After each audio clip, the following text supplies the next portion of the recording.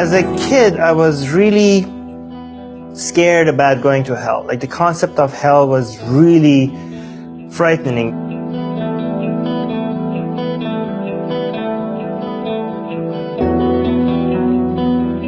One thing I remember doing is that I took a match and I light it on, and I blew the match out, and I put it on my arm just to see how it feels.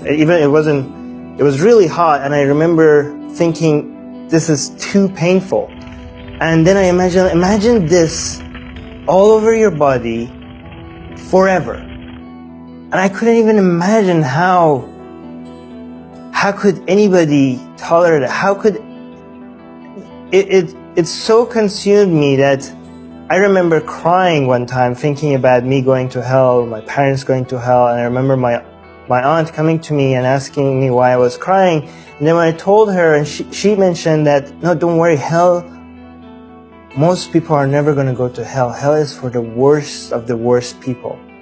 And that calmed me down for a bit until I went to school. This was before school, but the teachers in school, in later years, they told us that actually most people are going to end up in hell. Even most Muslims are going to end up in hell. If you missed one prayer, if you missed one day of fasting, if you doubted God ever, you have to pay for it. And I knew I still had a chance because I wasn't an adult yet, and these things were not mandatory for me yet. But I noticed that my parents were not praying, my parents weren't fasting. And I asked my teachers in elementary school, so my dad, my mom, they're going to burn in hell? And the answer was like, yes, they're going to burn in hell.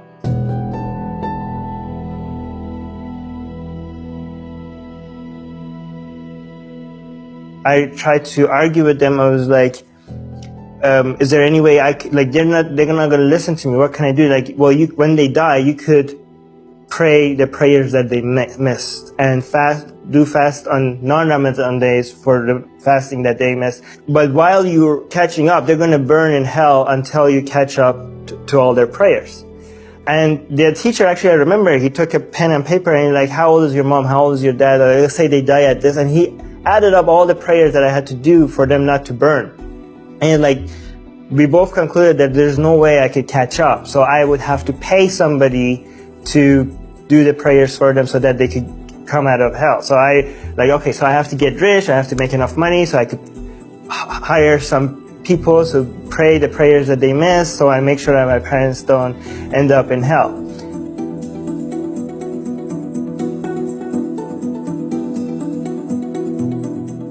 In Islam, you're without sin until you reach the age of reason.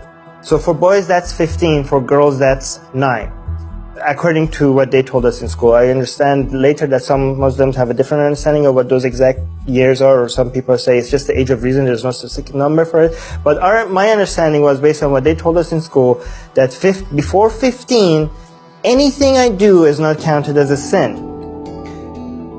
Suicide is a sin, but not if I do it before age 15. So I thought, if I kill myself before age 15, there's only one destination for me, heaven.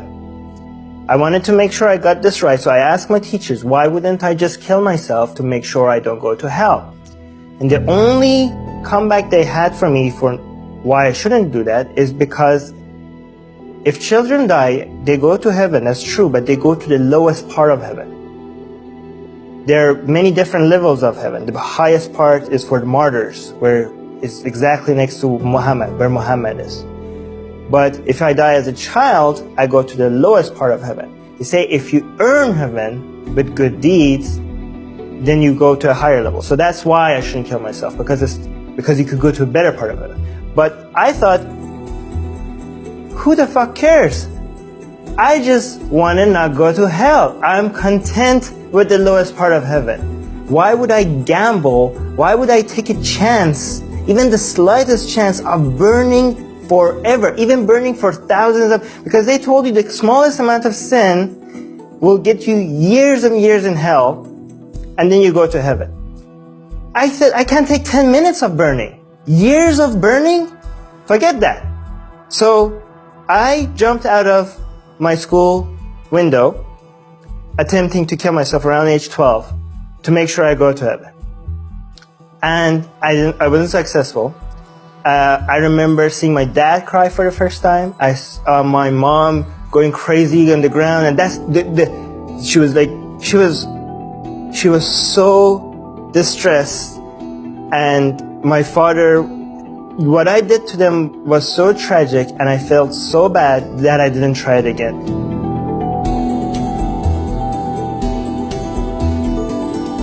I broke both my legs, my left ankle, my left arm, and I fractured my back. Luckily, I didn't cut my spine.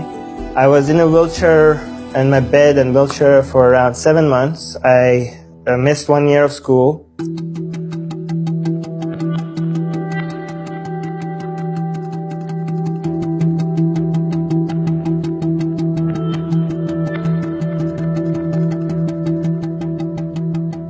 When I took Islam more seriously, I started studying it. The problem is that the concept of hell still stayed with me. Even as a Muslim, my parents were still gonna, even though I thought I could avoid hell by now, when I reached 15, I was like, okay, game on. I can't miss a prayer anymore. I can't miss a day of fasting anymore. But my parents were still not practicing Islam. Even though they were Muslim by name, they were not practicing it. And they were gonna still end up in hell. And I remember at home, we watched the BBC, we watched Hollywood movies, and always all I could think of is like, that reporter, he's not a Muslim, he's gonna burn in hell forever. That actor that everybody here in Iran seems to celebrate that guy, but don't they remember that he's gonna burn in hell forever? And I'm like, how could all these people burn in hell forever? I decided that I'm gonna study other religions. Maybe they aren't as bad. Maybe they're kinda Muslim light. I told myself, listen, Islam is proven by logic and reason. So I shouldn't be worried about examining Islam through logic and reason, because at the end of the day, I'm going to come back to this conclusion. The more I look, the more doubtful I got. And I remember actually praying to God. I was scared. I was crying. I was telling God that, I'm going down a path that I'm losing faith in you. And if you're out there, please don't punish me if I ever lose my faith in you. Please, anything, any sign, any evidence, the smallest amount of miracle that you could send me my way, I appreciate that. If you're there, talk to me, say something, do something. I'm losing you. You're the only thing I have. You're my only friend, my only refuge. Talk to me, anything.